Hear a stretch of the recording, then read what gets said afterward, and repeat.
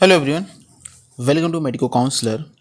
आज दो स्टेट की काउंसलिंग अथॉरिटीज़ की तरफ से या फिर उनके जो डायरेक्टर जनरल हैं मेडिकल एजुकेशन की तरफ से गवर्नमेंट की तरफ से एक ऑफिशियल अपडेट्स जो है वो यहाँ पे सामने निकल के आई है। मैं दोनों स्टेट के बारे में बात करूँगा। हरियाणा स्टेट की भी अपडेट जो है यहाँ पे सामने निकल के आई है, उस हरियाणा स्टेट को भी इसमें इंक्लूड करके मैं आपसे डिस्कशन कर रहा हूँ। साथ ही साथ मैं डिस्कशन करूंगा कि एमसीसी की काउंसलिंग की डेट से काउंसलिंग का शेड्यूल कब तक रिलीज़ किया जा सकता है। कंप्लीट डिस्कशन आपके साथ किया जाएगा। सारी की सारी अपडेट मैंने आपको टेलीग्राम पे पहले से ही प्रोवाइड कर रखी हैं, तो आपको यहाँ पे टेलीग्राम चैनल का नाम दिख रहा होगा। अगर आपने टेलीग्राम चैनल ज्वाइन नहीं की तो टेलीग्राम चैनल को ज़रूर ज्वाइन करें। साथ ही साथ आपके स्कोर पे आपको कौन सा बेस्ट मेडिकल कॉलेज मिलेगा, जिसको आप प्रीवियस ईयर के कट ऑफ की सीट के साथ बिल्कुल देख सकते हैं कि कौन कौन से बेस्ट मेडिकल कॉलेज आप ले सकते हैं, जिसकी लिंक आपको जो है नीचे यहाँ पे कमेंट सेक्शन में दे रखी है। कमेंट सेक्शन में जाइए और इस पीडीएफ सीट को आप ज़रूर डाउनलोड कीजिएगा। आपके लिए बहुत ज़्यादा हेल्पफुल ये पीडीएफ सीट होने वाली है। ओके स्टूडेंट्स, ओके तो यहाँ पे जो director general of medical education and research Haryana की तरफ से जो है वो यहाँ पे ऑफिशियल पब्लिक नोटिस जो है वो आपको यहाँ पे देखने को मिल रहा है। और ये पब्लिक नोटिस बहुत इंपॉर्टेंट है बच्चे, आप सभी लोगों के लिए। आप इस चीज़ को ध्यान से देखें कि यहाँ पे बताया जा रहा है कि जितने भी पेरेंट्स हैं, टीचर्स, स्टूडेंट्स हैं, स्टेक होल्डर्स हैं, उनको बताया ये जा रहा है कि जो अंडर ग्रेजुएट एमबीबीएस कोर्स के लिए और पोस्ट ग्रेजुएट एमडी और एमएस कोर्स के लिए जो 3 प्राइवेट मेडिकल कॉलेज हैं जो कि Pandit BD Sharma university of health and science Rohtak से जो एफिलेटेड हैं, जिनके नाम है यहाँ पे आदर्श मेडिकल कॉलेज कुरुक्षेत्र का, एनसी मेडिकल कॉलेज पानीपत और world college of medical and science research जो है झज्जर का। ये 3 जो मेडिकल कॉलेज हैं इनको अंडर कंसिडरेशन के लिए गया और उनकी जो फीस जो है फीस कमेटी कंस्टिट्यूट की गई और उसके बाद साथ जिनका फीस फिक्सेशन जो है वो यहाँ पे किया गया। जो प्रपोज्ड फीस है आप उसको यहाँ पे वेबसाइट से डाउनलोड कर सकते हैं। The revised fees if approved, अगर देखिए यहाँ पे एक चीज़ उन्होंने क्लियरली मेंशन किया है कि आप इस चीज़ को यहाँ पे ध्यान से देखिएगा कि जो रिवाइज्ड फीस है अगर वो अप्रूव कर दी जाती है कौन जो अथॉरिटीज़ हैं उनके द्वारा, तो वो एप्लीकेबल होगी कब से, 2024-2025 के सेशन से। ओके, और उसके साथ साथ जितनी भी फीस है वो आपको इस सेशन के लिए उसी हिसाब से आपको डिपॉजिट यहाँ पे करनी पड़ेगी। जितने भी स्टेक होल्डर हैं उनको इसके रिगार्डिंग उन्होंने कमेंट मांगे कि आप कल तक इस पर कमेंट यहाँ पे दे सकते हैं। अब मैं यहाँ पे देख लेता हूँ कि आपको बता देता हूँ कि क्या फ़ीस जो है वो यहाँ पर रखी गई है। एक बार इस चीज़ को आप ध्यान से देखिएगा। ये देखिए, ये चीज़ यहाँ पे है कि एग्जिस्टिंग फ़ीस क्या है और जो आपकी प्रपोज्ड फ़ीस क्या है वो यहाँ पे बताई गई है। अब इस चीज़ को यहाँ पे ध्यान से देखिए कि पहले अभी जो फ़ीस है वो 12 लाख है with annual increase of 7.5%। Tuition fees की बात कर रहा हूँ जो इंक्लूडिंग डेवलपमेंट चार्जेस हैं। अब इसको इंक्रीज़ करके 14 लाख जो प्रपोज्ड फीस है कि इतनी कर देनी चाहिए और साथ ही साथ एनुअल इंक्रीज़ ऑफ 10%। तो हर साल आपकी जो फीस है वो 10% के हिसाब से इंक्रीजमेंट के लिए।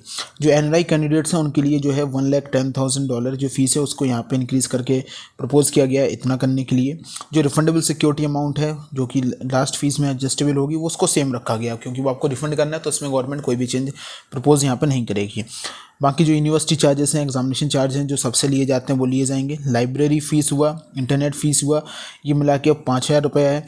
उसके बाद स्पोर्ट्स एंड मेडिकल का किया जाए तो उसको 3,000 के लिए यहाँ पे प्रपोज़ किया गया है। साथ ही साथ अब यहाँ पे एक चीज़ और देखें कि जो आपकी हॉस्टल फीस है नॉट मोर देन 75,000 और एक्चुअल अब यहाँ पे इसको 1 लाख कर दिया गया। और साथ ही साथ एसी रूम का जो है वो आपका नॉन एसी का 1 लाख और एसी रूम का 1,20,000 के लिए आपको प्रपोज़ किया गया है। साथ ही साथ ये बताया गया कि किससे ज़्यादा नहीं हो सकता, 1,80,000 नॉन एसी का और 2,20,000 जो है वो आपका यहाँ पे शेयरिंग रूम का ज़्यादा नहीं हो सकता, वो आपका ट्विन रूम का था। मैस चार्ज जो था वही है। पावर ब्रेकअप चार्ज अब यहाँ पे एक नई चीज़ जो आपकी पहले नहीं थी उसको इसमें ऐड कर दिया गया है। साथ ही साथ बाकी जो है सारी की सारी जो है इंटरनेट चार्ज को जो है मर्ज कर दिया गया है लाइब्रेरी के लिए। सिमिलरली जिम चार्ज को जो है वो मर्ज कर दिया गया है आपका स्पोर्ट्स एंड मेडिकल चार्जेस के लिए। ये सारी की सारी चीज़ें यहाँ पे बता दी हैं।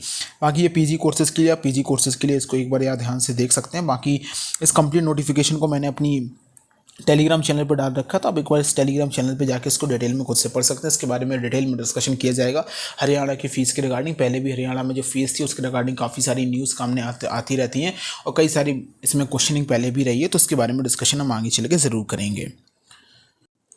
अब दूसरा अपडेट जो सामने निकल के आता है वो दूसरा अपडेट सामने निकल के आता है गवर्नमेंट ऑफ गोवा की तरफ से। आप यहाँ पे ध्यान से देख सकते हैं गवर्नमेंट ऑफ गोवा की तरफ से जो है डायरेक्टर ऑफ मेडिकल एजुकेशन की तरफ से जो है वो अपडेट यहाँ पे रिलीज़ किया गया है। एप्लीकेशन जो है जितने भी नीट बेस्ड पे कोर्सेज में एडमिशन के लिए एप्लीकेशन के लिए जो है वो यहाँ पे बताया गया है कि जो आपके डायरेक्टर ऑफ एजुकेशन है मेडिकल एजुकेशन, उन्होंने ये यहाँ पे देखिए, आप यहाँ ध्यान से देखिएगा।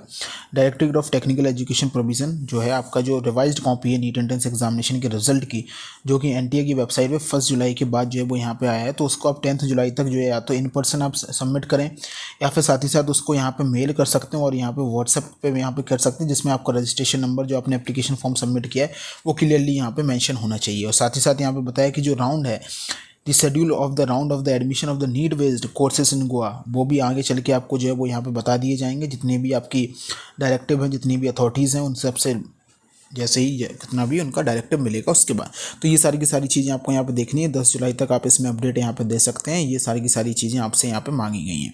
अब फाइनल डिस्कशन कर लेते हैं कि एमसीसी की तरफ से क्या अपडेट अभी तक है। देखिए फिलहाल एमसीसी की जो काउंसलिंग है वो 6 जुलाई से यहाँ पे सुप्रीम कोर्ट ने, गवर्नमेंट ने कहा था कि 6 जुलाई से काउंसलिंग वो स्टार्ट करेंगे।